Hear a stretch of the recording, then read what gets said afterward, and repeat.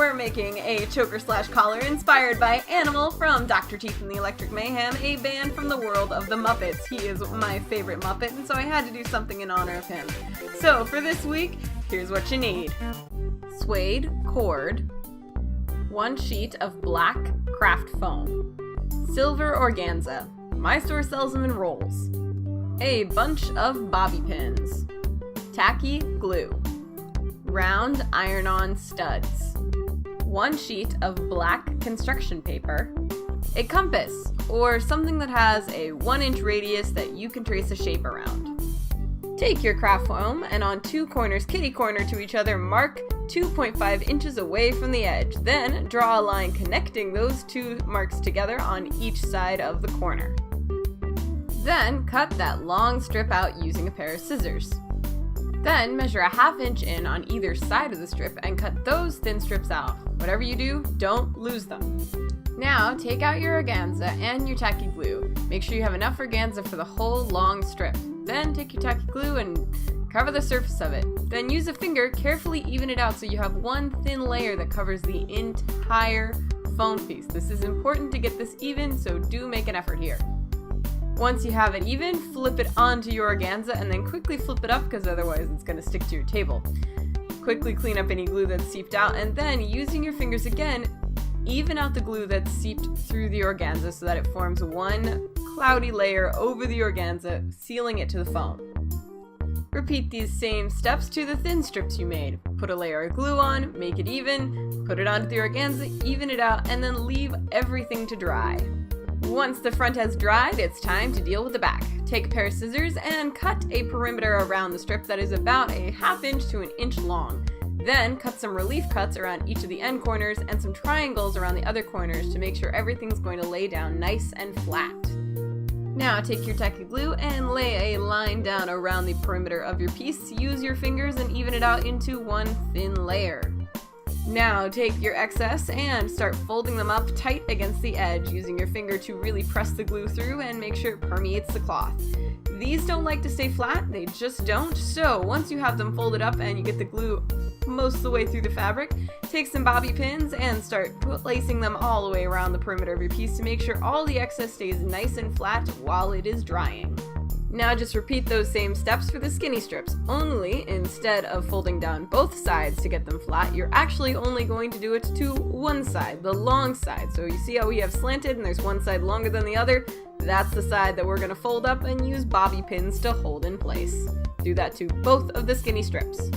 Now at this point, this is what your skinny strips should look like. I've already glued one on, so we're now going to attach the other one onto our big strip. So first things first, make sure everything's dry and then lay down a layer of tacky glue and, you guessed it, use your fingers to even out that glue on the back side of that skinny strip.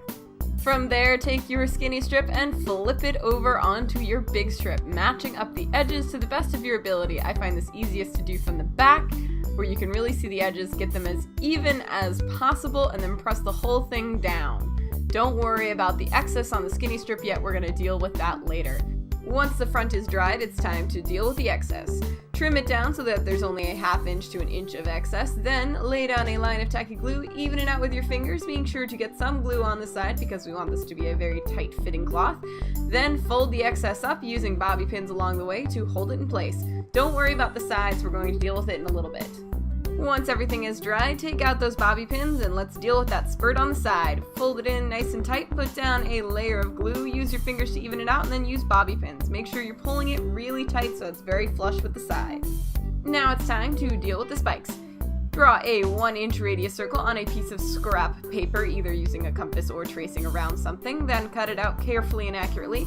Fold it into 4s and cut one of the quarters out to form a Pac-Man shape. This is going to be your template. Now on your black construction paper, trace around your template for as many spikes as you want. I only ended up using 4, but I did make 6.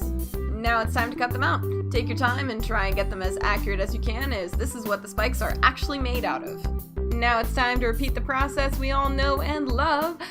Put some tacky glue on your Pac-Mans that will become spikes, even it out with your fingers, and then press it onto the organza and even it out the glue that seeps through the fabric. Repeat this for all of your spikes.